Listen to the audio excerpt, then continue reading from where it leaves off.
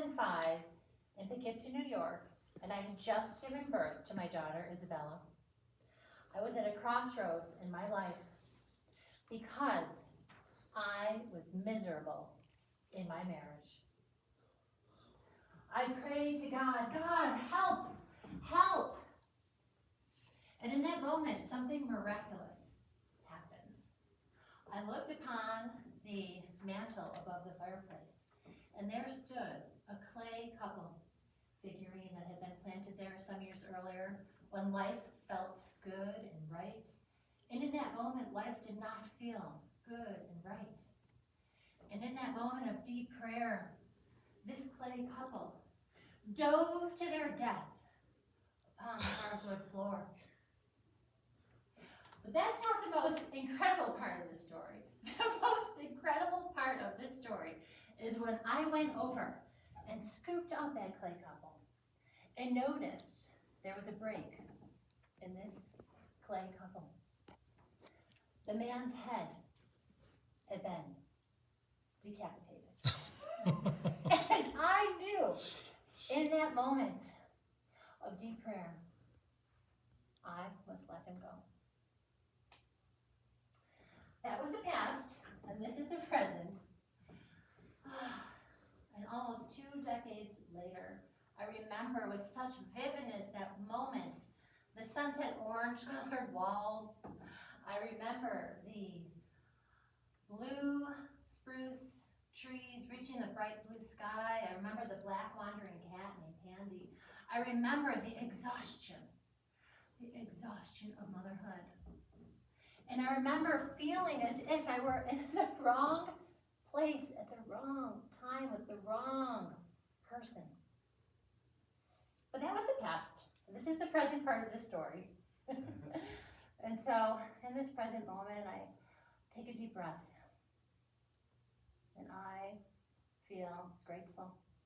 I feel grateful for every moment of the last 20 years that has brought me here to this place where I am grateful to be alive. I'm grateful to be alive. And I let go of all the stories of the past because the stories of the past no longer serve me.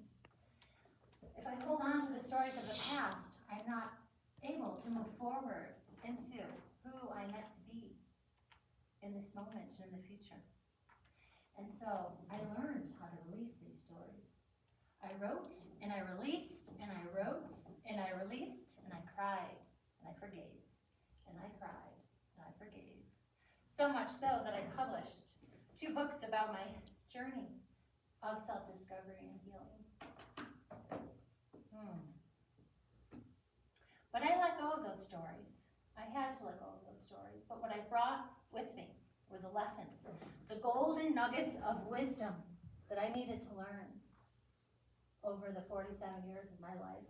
And that was, know myself, love myself, trust myself.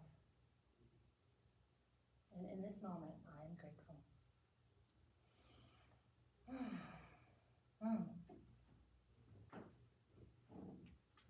The future. As I ponder imminently becoming an empty nester,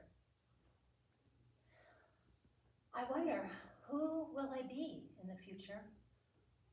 When I release these children off into the world, who am I?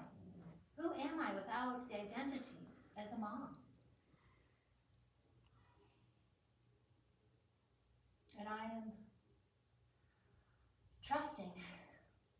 I'm trusting. And I pray, God, show me. What am I meant to do? Who am I meant to be? Who am I meant to serve? How can I take what I've learned in my life and make this world a better place? And I vision the future. And as I vision the future, I can't help but remember the past and all the memories of motherhood come rushing back in. I remember selling my home in Buffalo, New York. I remember packing up my toddlers into a U-Haul and taking 2 weeks to drive cross country to Boulder, Colorado. I remember the very first time I took them to Rocky Mountain National Park, and my 3-year-old youngest daughter, Malia, determined to set up that tent, and she did. I remember the The moments of uncertainty and despair and heartache. Will my daughter make it through the night with her wheezing and asthma? And all these memories come flooding back in. And I'm grateful.